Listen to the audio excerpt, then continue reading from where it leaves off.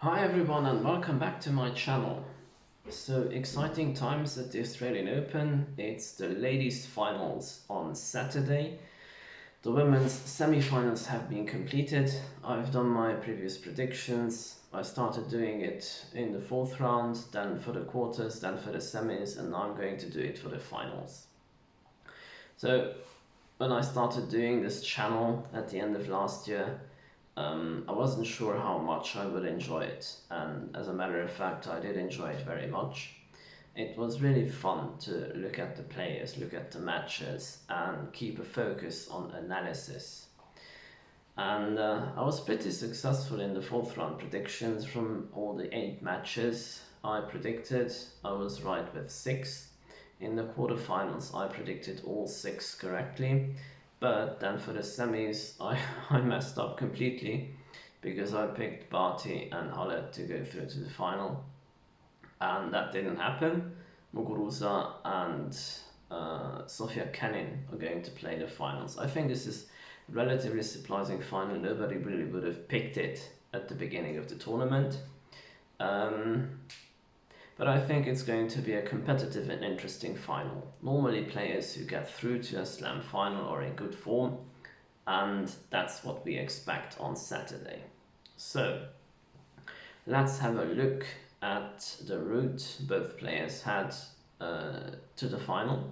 So let's start with Muguruza. She had a good run. She dropped 2 sets in the entire tournament so far, in the first round and in the second round. Since the third round, she's been rock solid. Against Halep, she was set points down, but she managed to come through every time. This reminds us very much of the Muguruza from 2 years ago, or from 2015 or even 16, when she was playing superbly well, reaching slam finals and even winning Grand Slams. She's French Open and Wimbledon champion, so getting to the Australian Open final is something I'm definitely sure she would want to achieve. I mean, not just to achieve the final, but to win the title as well. If we look at Kenin, her run is maybe even more impressive. She did not drop one single set. She did drop 1 set against Coco Gauff, but other than that, she was really super rock solid. I've looked at their playing history. So they've played just once last year, relatively recently in the Beijing tournament. That was in the autumn, where Kenin won in the first round against Muguruza. It was a strange match. She won the first set 6-love, lost the second 6-2, and won the third 6-2.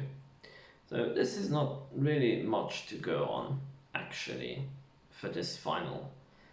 It was a lot more fun to review. For instance, the men's semi-final between Djokovic and Federer, in the sense that there's so much playing history and there's so many things you can try to go on. But here, there isn't really much there. Kenin is relatively new. She's born in 98. She's 21, almost 22 years old. She has not had such a good run at any Grand Slam so far, and she's played Muguruza only once so far. If we look at Muguruza, she's born in 93, so I don't know. I'm having the impression that she's, well, you would think she's new on the circuit, and she's relatively fresh, but she's not. She's been around for quite some time now. She had a lot of dips in her career so far, but she seems to be able to pick it up again after some times where she's not really doing well. And this is really a testament of her fighting abilities and her ability to be able to pick herself up. So I was really thinking a lot about this matchup. Who is doing what better, and which elements of each player's game is influencing the other. So Muguruza is the taller player, she's the physically stronger player. She's moving relatively well. Kenin is a little bit smaller, and she's the better mover of the two. I think Muguruza has a little bit more power on her shots, forehand and backhand, a little bit more power on the serve. Both are good returners. At the net, I would rate them pretty equal.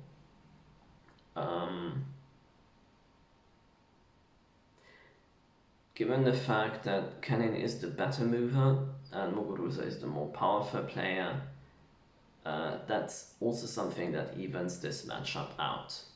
So for me, it's really difficult to pick. From a history perspective, we know that Muguruza can play incredibly well, and she can be a force of nature if she's really on the tennis court. Their previous meeting, Kenin is the one who won the match, so that was on hard court. I'm not sure how much of an indicator that first round clash is. I think Kenin is better than Muguruza is finding angles on the court, throwing in a few more drop shots. So just by looking at these facts and analyzing which player is better, I think this should be really an interesting match. If both players are playing well, this should be a good match. If I would have to pick, someone would put a gun to my head and would force me to say, okay, take a pick who's gonna win, Muguruza or Kenin. I still would go for Kenin. In the previous round, when Kenin was playing a semi-final against Barty, I thought Barty is definitely the one who has the upper hand. She has the experience advantage, former Grand Slam champion, home crowd support, which she seems to be embracing, and this is too much for Kenin. So I was obviously wrong. She seems to be really living up to the occasion and doing really well. So I might get a surprise when she does as well in the final as she did in the semi-final. But nevertheless, maybe the final is even a bigger occasion, and I think if Muguruza is really focused, she's gonna move well, hit the balls well, she's not gonna miss too much, then she's the one who has the better chance to win the match. Alright, that's it from me. At the end of the tournament, we're gonna review the final, the Australian Open in general on the women's side, but considering the women's final, please let me know what you think. Do you agree with my prediction? You don't? I would be really happy to see what you think about it. In case you haven't subscribed, please subscribe to my channel, since I'm going to continue releasing weekly videos. Thanks a lot for tuning in and watching. See you next time.